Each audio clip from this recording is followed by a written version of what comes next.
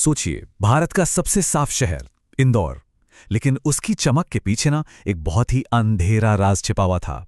एक ऐसा संकट जो बिल्कुल चुपके से धीरे धीरे लोगों की जान ले रहा था। ये कहानी है उस अनदेखे कातिल को खोजने की जिसने पूरे शहर को हिलाकर रख दिया। और इस पूरी कहानी की शुरुआत होती है 10 मौतों से।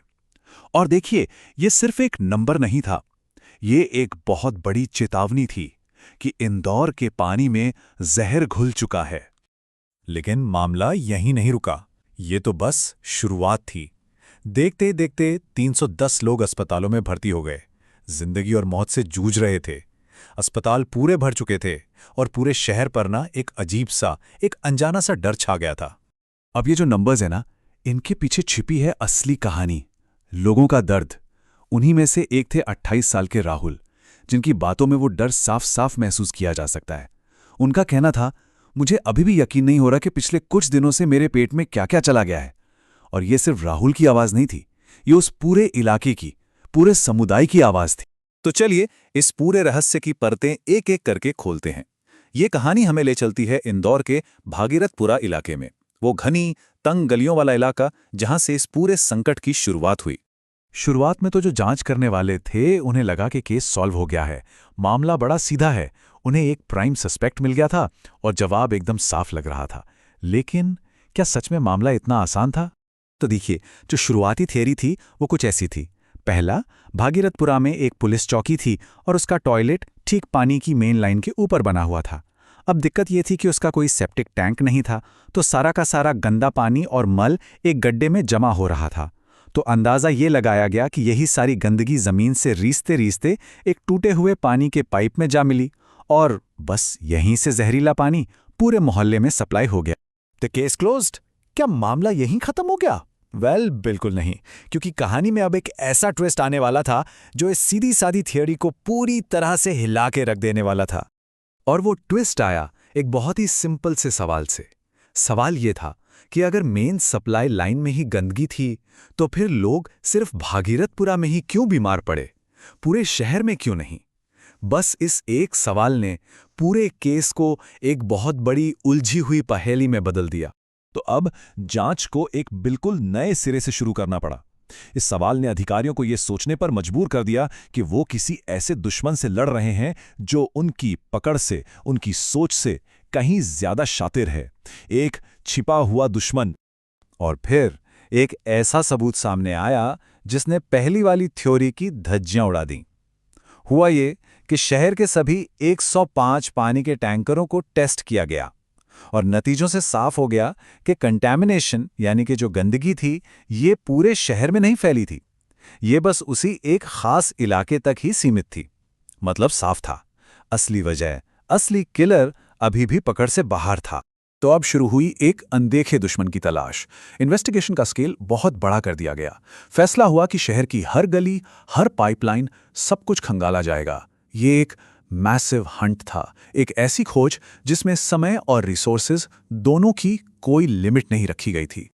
इस जांच का स्केल कितना बड़ा था, इसका अंदाजा इन नंबर्स से लगाइए।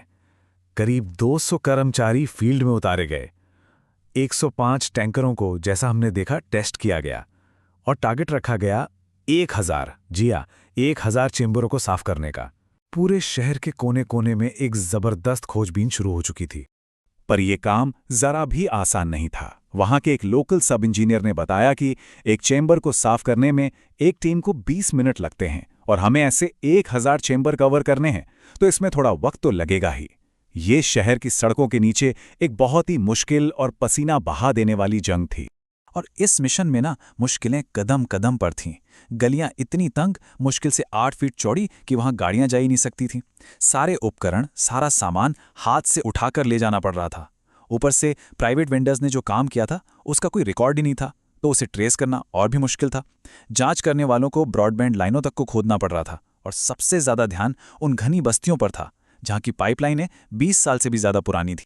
तो एक तरफ तो अधिकारी जमीन के नीचे जवाब खोज रहे थे और दूसरी तरफ जमीन के ऊपर लोगों के दिलों में डर और शक बढ़ता ही जा रहा था। चलिए अब जरा ग्राउंड पर क्या माहौल था उसे समझते हैं। 40 साल के किशोर की बात सुनिए।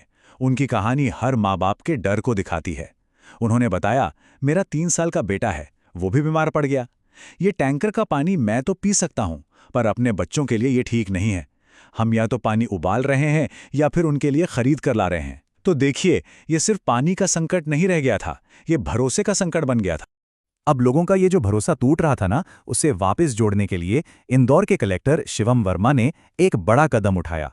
लोगों में पानी बांटने से पहले उन्होंने सबके सामने खुद उस टैंकर का पानी पिया, ये दिखाने के लिए, ये भरोसा दिलाने के लिए कि पानी अब सेफ है।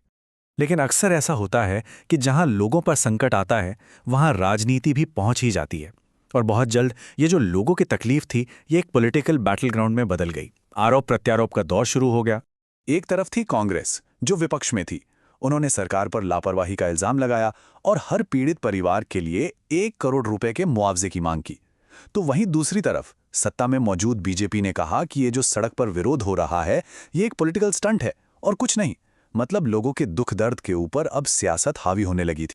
और ये जो राजनीतिक खींचतान थी ना, ये जल्द ही सड़कों पर उतर आई और माहौल बिगड़ने लगा। कांग्रेस की एक जांच टीम जब वहां पहुंची तो प्रदर्शनकारियों ने उन्हें घेर लिया।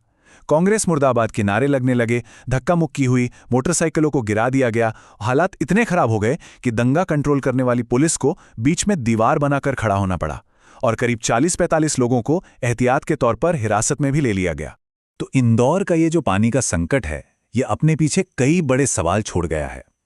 पाइपलाइन जो टूटी हैं वो तो शायद ठीक हो जाएंगी, लेकिन लोगों का जो भरोसा टूटा है सिस्टम पर, व्यवस्था पर, क्या वो वापस जुड़ पाएगा? ये कहानी सिर्फ गंदे पानी की नहीं है, ये उस भरोसे की भी है जिसे वापस जीतना शायद सबसे बड़ी चुनौती होगी।